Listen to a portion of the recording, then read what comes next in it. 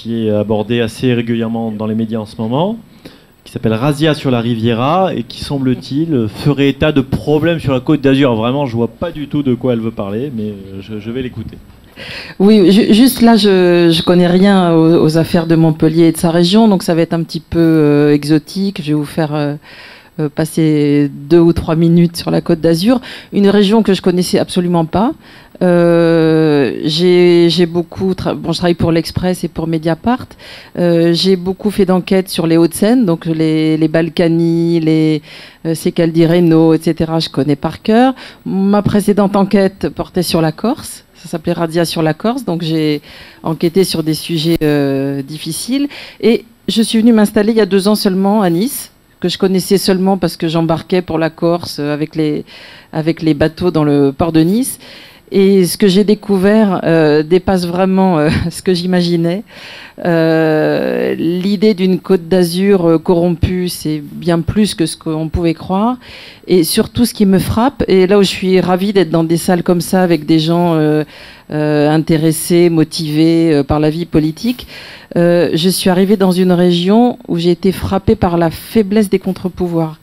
Très peu d'élus d'opposition dans les communes, des associations de protection de l'environnement qui avaient été très actives dans les années 70 et qui ont vieilli, qui parfois n'ont même pas de site internet, enfin qui n'ont plus aucune existence et qui n'exercent plus de pouvoir, des médias totalement sous contrôle, très peu de pluralité de la presse, et puis des procédures. Là, Jean-Christophe Picard vous parlait de diffamation, et donc avec un système politique local qui n'hésite pas à utiliser tous les outils à sa disposition en attaquant en diffamation, procédures abusives, etc.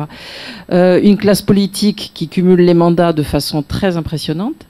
Juste pour vous donner l'exemple de la famille Estrosi. Donc Christian Estrosi, maire de Nice, président de la métropole, député. Son ex-épouse, bon, ils sont séparés mais ils s'entendent très bien, son ex-épouse adjointe au maire, élue au département, elle vient d'être élue sénatrice, elle est également présidente de l'office HLM. Voilà, donc à eux deux, c'est très très bien verrouillé.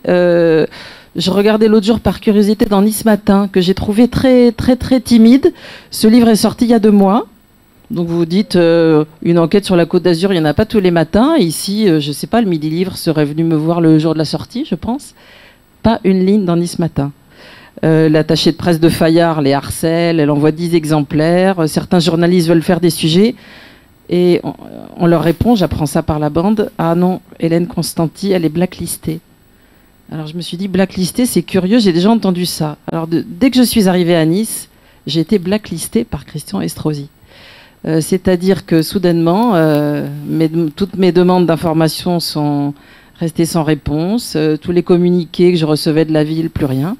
Bon, je vis très bien sans, hein, mais ce qui me trouble, c'est la possibilité que les médias locaux aient les mêmes listes noires que le maire.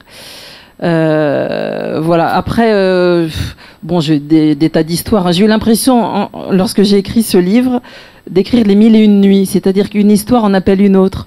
Je me penche sur Cannes, une affaire judiciaire qui est en cours à Cannes, et puis évidemment, je tombe sur Michel Mouillot, l'ancien maire de Cannes, qui était l'élu le plus condamné de la Ve République. Il a été condamné à un total de 10 années de prison pour avoir reçu des pots de vin à des opérateurs de casinos et à qui il avait donné des machines à sous. Et chaque histoire en appelle une autre, et c'est à la fois, moi je me suis régalée en tant que journaliste, mais c'est en même temps très inquiétant. Et juste pour finir sur une note un peu positive peut-être, le seul contre-pouvoir réellement efficace aujourd'hui dans les Alpes-Maritimes, c'est Anticorps. Ils m'ont été extrêmement précieux. Ils ont des militants, c'est une association qui est jeune, mais qui a des militants dans plusieurs villes.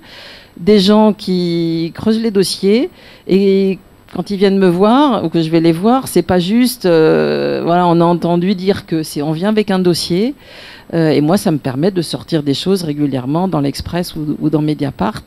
Et je peux vous dire qu'un papier dans Mediapart sur une affaire, j'en ai fait sur la Corse, j'en ai fait sur Nice, etc., vraiment, ça les terrorise. Alors, juste pour vous dire, vis-à-vis des journalistes, si vous avez l'occasion, apportez-leur des dossiers bien bétonnés et ensemble, on peut arriver à des résultats intéressants.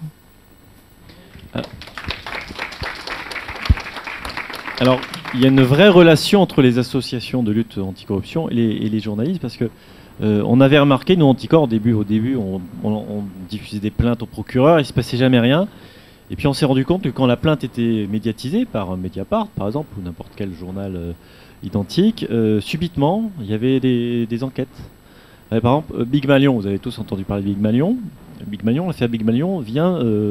la perquisition de Big Malion vient d'une plainte que j'ai rédigée il y a plus de 2 ans, qui était au fond d'un tiroir, dont personne ne parlait. Et puis subitement, l'affaire Big Malion a été médiatisée au plan national. Et là, subitement, on a sorti du tiroir ma plainte. Et le lendemain, les journalistes ont appelé le procureur en disant « Mais où en est la plainte d'Anticor concernant le sondage Big Malion ?» En fait, c'était la ville de Menton qui avait commandé un sondage à Big Malion.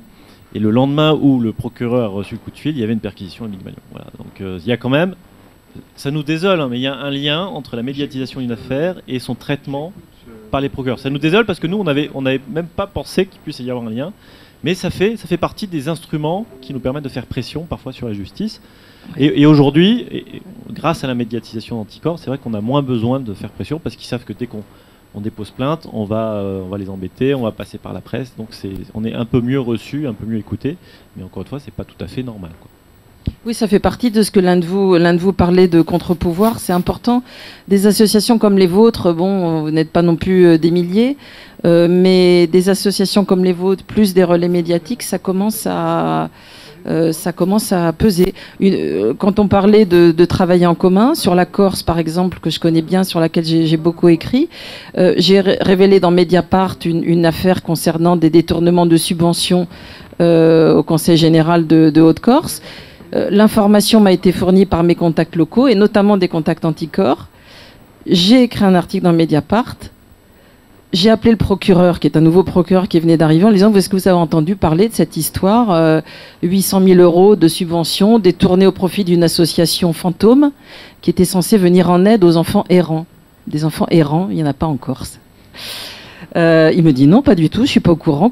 Qu'est-ce que c'est? Je lui dis écoutez, voilà, il y a une délibération de la nouvelle équipe du département qui s'étonne de ces 800 000 € versés sans aucune contrepartie, sans rapport de l'association. Où est-ce que tout ça est passé? Il m'a dit écoutez, ça m'intéresse beaucoup, mais moi juste un article dans Mediapart, ça me suffit pas.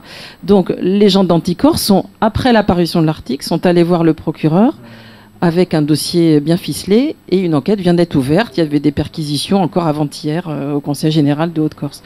Donc ça peut être des méthodes efficaces. C'est vraiment complémentaire.